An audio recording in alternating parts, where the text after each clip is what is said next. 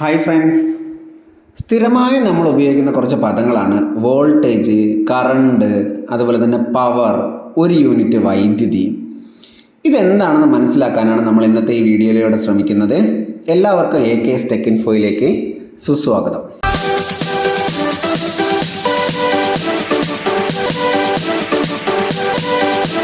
നമുക്ക് വോൾട്ടേജ് എന്താണെന്ന് നോക്കാം.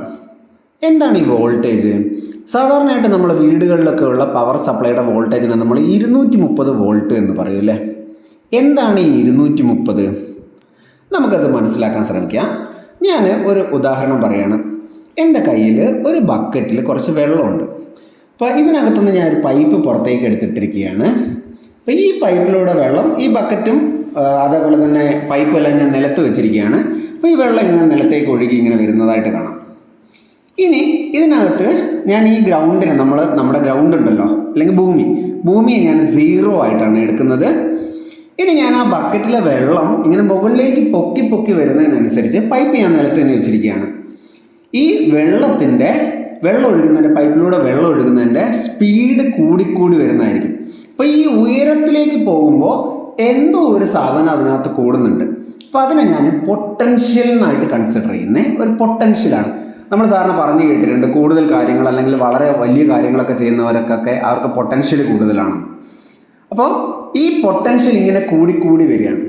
ഇനി ഇലക്ട്രിസിറ്റിക്കകത്തും നമ്മൾ ഈ ഭൂമിയിലെ പൊട്ടൻഷ്യൽ 0 ആയിട്ടാണ് കണക്കാക്കിയിരിക്കുന്നത്.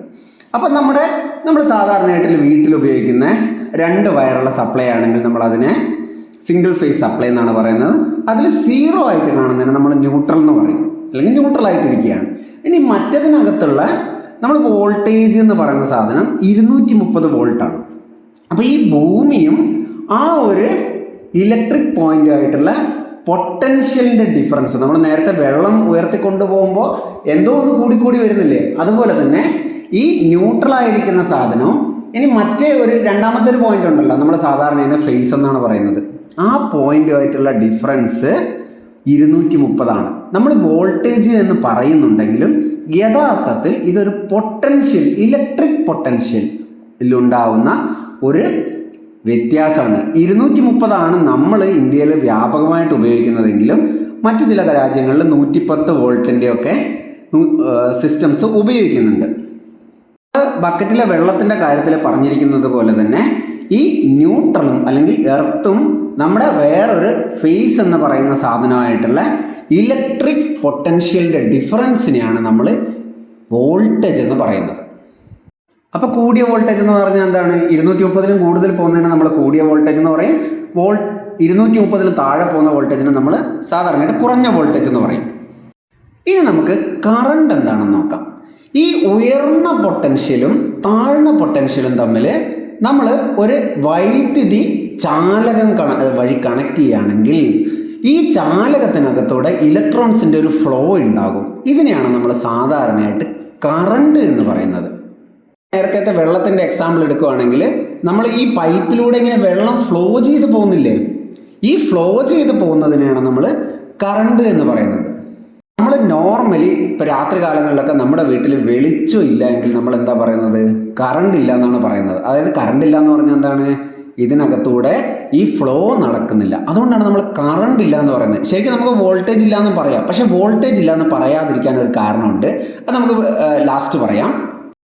ഇനി എത്ര കറണ്ടാണോ ഇതിനകത്തൂടെ ഒഴുകേണ്ടത് അത് ഈ ചാലകത്തിൻ്റെ പ്രതിരോധത്തിനെ ആശ്രയിച്ചിരിക്കും. പ്രതിരോധം അല്ലെങ്കിൽ റെസിസ്റ്റൻസ് എന്ന് പറയും. അതായത് ഈ ചാലകത്തിന് റെസിസ്റ്റൻസ് കുറവാണെങ്കിൽ ഒരുപാട് കറണ്ട് ഒഴുകും. ഈ ചാലകത്തിന് റെസിസ്റ്റൻസ് ഭയങ്കര കൂടുതലാണെങ്കിൽ എന്ത് ചെയ്യും? കറണ്ട് ഒഴുകുന്ന നിരക്ക് വളരെ കുറവായിരിക്കും. സാധാരണയായിട്ട് ഈ റെസിസ്റ്റൻസിൻ്റെ യൂണിറ്റ്, നമ്മൾ വോൾട്ടേജിൻ്റെ യൂണിറ്റ് V എന്നാണിത്, കറണ്ടിൻ്റെ യൂണിറ്റ് നമ്മൾ എന്താണ് പറയുന്നത്? ആംപിയർ എന്നാണ് പറയുന്നത്. അല്ലെങ്കിൽ പൊട്ടൻഷ്യൽ ഡിഫറൻസിൻ്റെ യൂണിറ്റ് വോൾട്ടേജ് ആണ്, കറണ്ടിൻ്റെ യൂണിറ്റ് ആംപിയർ ആണ്. അതുപോലെ തന്നെ ഈ ചാലകതയുടെ യൂണിറ്റ് ഓം എന്നാണ് പറയുന്നത്.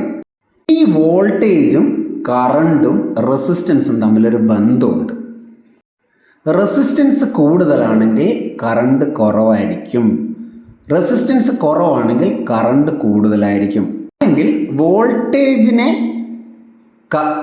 റെസിസ്റ്റൻസ് കൊണ്ട് ഹരിച്ചു കഴിഞ്ഞാൽ നമുക്ക് കറണ്ട് കിട്ടും, അങ്ങനെയും പറയാം. ഉദാഹരണത്തിന് 230 വോൾട്ടുള്ള സപ്ലൈക്കകത്ത് നമ്മൾ ഒരു 230 ഓമിൻ്റെ ഒരു റെസിസ്റ്റർ കുത്തിവെച്ച് കഴിഞ്ഞാൽ, റെസിസ്റ്റൻസ് ഉള്ള ഒരു സാധനം കുത്തിവെച്ച് കഴിഞ്ഞാൽ അതിനകത്തൂടെ 1 ആംപിയർ 1 ആംപിയർ കറണ്ട് ഒഴുകും.